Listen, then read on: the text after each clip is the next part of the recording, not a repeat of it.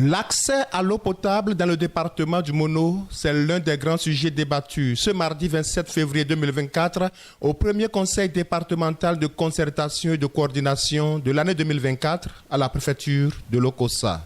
Au regard de l'ampleur des problèmes liés à l'accès à l'eau potable et vu l'urgence des solutions, le préfet du Mono a fait venir à cette séance le directeur de l'Agence nationale d'approvisionnement en eau potable en milieu rural et l'opérateur Omilaye chargé de la fourniture d'eau en milieu rural dans le Mono. Nous avons invité donc spécialement ce jour la direction générale de cette agence qui est venue aujourd'hui également avec la direction générale de l'opérateur retenu au plan du département pour gérer cette réforme. Ils sont venus partager avec nous les réalités qui vivent malgré les récriminations des uns des autres. Le directeur général de l'ANAEB PMR et le directeur national de Omilaye ont pu partager avec nous les difficultés qu'ils avaient depuis la prise en main de cette réforme, mais également les solutions qu'ils ont pu mises à contribution pour que nous soyons à ce niveau. À tour de rôle, ils ont partagé avec les participants la vision du président Patrice Talon sur l'accès à l'eau potable en milieu rural au Bénin et les efforts déjà consentis pour la disponibilité de l'eau dans le département du Mono.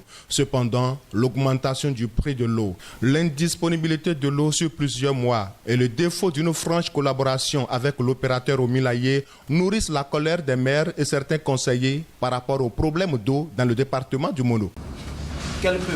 Quel humain va accepter qu'il y ait un changement, qu'il y ait une augmentation sans amélioration de la condition? Je ne vois pas ce peuple.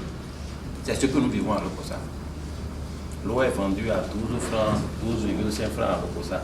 On l'a amenée à 15 francs, sans changement de la condition. Quel peuple va l'accepter? Des populations font 4 mois sans l'eau. Certains ont dit 6 mois. Et c'est des cris partout. Et quand on appelle vos agents, on ne les voit pas. On a l'impression qu'ils nous fuient. Donc pourquoi 7 arrondissements? Sur les 7 arrondissements, 5 sont desservis par notre AEV. 5. Depuis septembre, il n'y a pas d'eau dans la République. C'est dangereux, très dangereux, pour qu'on soit tout aujourd'hui avec Omilaye. Je pense que celui qui a dit que ce qui est présenté, c'est pour faire plaisir au chef de l'État, il n'a pas menti. Le chef de l'État, dans sa réforme, a voulu que les populations aient de l'eau. Mais l'ensemble que nous formons ici, tout le monde a dit qu'il n'y a pas l'eau. Il n'y a pas l'eau.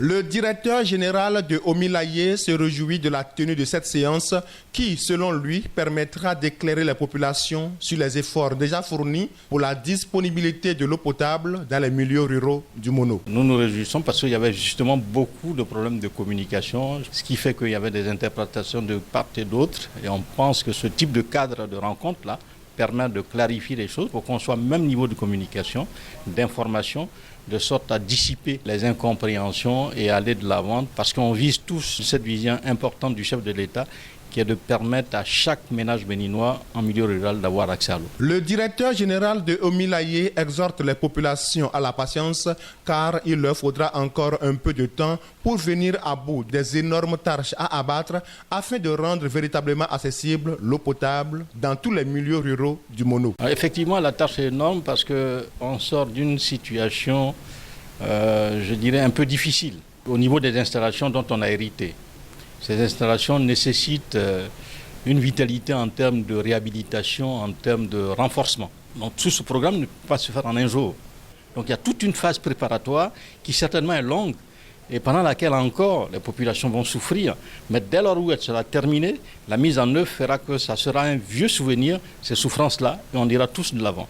Effectivement, le chemin parcouru déjà est important, mais le chemin qui reste à faire pour qu'on arrive dans des conditions adéquates de service sera un peu encore long et nous ne pouvons qu'en tant que doléance demander la patience des uns et des autres. Patience pour les populations et un grand espoir pour le préfet du Mono pour qui cette séance a permis d'informer sur les énormes moyens financiers déployés par le gouvernement pour l'accès à l'eau potable dans le département du Mono. Nous sommes sortis de cet échange satisfaits parce qu'on a pu noter quand même qu'au-delà de la volonté du gouvernement, beaucoup de moyens sont déployés pour que d'ici 2027, voire 2030, la situation de couverture et de fourniture en eau potable au niveau de notre département, mais également au niveau national, soit à 100%.